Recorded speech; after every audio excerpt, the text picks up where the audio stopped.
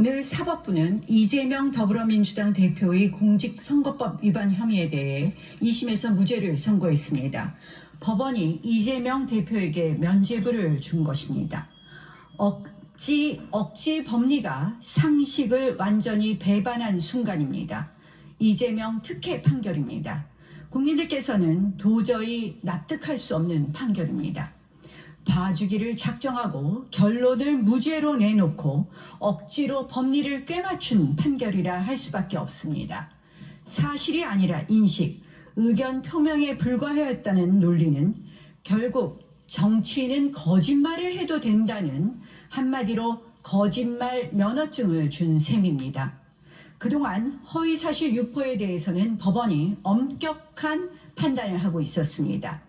정직성이 정치인에게 가장 중요한 덕목으로 보아온 것입니다.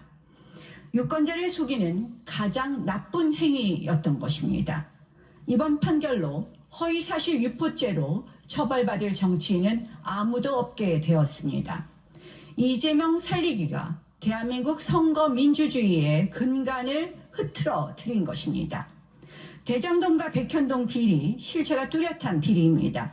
대장동에 7억 원을 투자해서 7천억 원을 받아 챙긴 민간업자가 있고 백현동 인허가를 이재명에게 로비하고 75억 원을 챙긴 브로커도 있습니다. 이재명 대표는 대선 후보로 나서 국민 앞에 버젓이 거짓말을 했습니다. 대장동 사업 실무총괄 김문기 씨를 모른다고 했고 골프를 치지 않았다고 발뺌했습니다.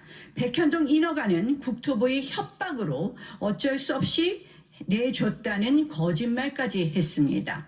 특히 재판부는 백현동 사건은 유례없는 4단계 중상향을 백현동 로비스트 김인섭이 등장한 후에 한 것이 명백함에도 이것이 국토부의 협박에 의한 것이라는 이재명 대표의 주장은 국토부의 공문의 내용이 담고 있는 사실이 아니라 바로 판단에 불과한 것이라며 무죄를 선고했습니다. 국토부가 종상향 지시 요구를 한 바 없었던 것은 물론이고 이런 주장이 사실이 아니고 판단이라면 도둑질을 하고도 선생님이 시켜서 한 것이다 라고 말하면 무죄입니까? 재판부도 적당한 논리 구성이 어려워서인지 얼렁뚱땅 별 논리도 없이 무죄라고 합니다. 과연 국민이 납득하겠습니까? 게다가 인허가 주체는 엄연히 성남시장 이재명이었습니다.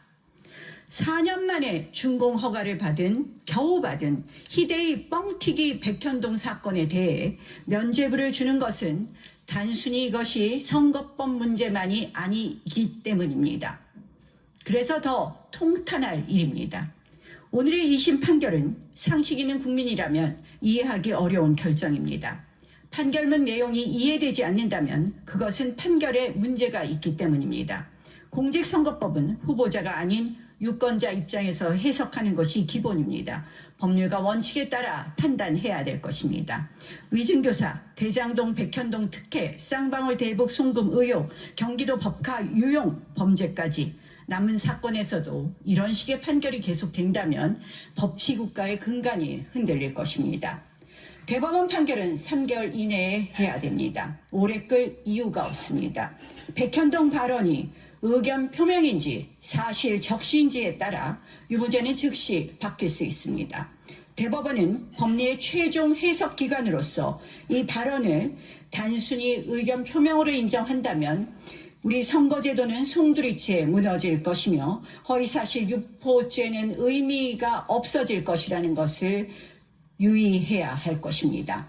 이 사건 2심 판단은 이리 보아도 저리 보아도 명백한 법리 오해입니다. 대법원에서 반드시 정리될 거라고 믿습니다. 모처럼 정의가 다시 세워질 수 있었던 이재명 재판의 결과가 이 지경에 이른 것을 보면서 사법부의 현실을 다시금 되돌아보게 됩니다. 거짓은 절대 진실을 이길 수 없습니다. 절대 이겨서도 안 됩니다. 대법원은 하루빨리 신속하고 엄정한 판결을 통해 이번 판결의 법리적 오류를 바로잡고 무너진 법치주의 원칙을 회복해야 합니다. 국민과 함께 끝까지 지켜보겠습니다.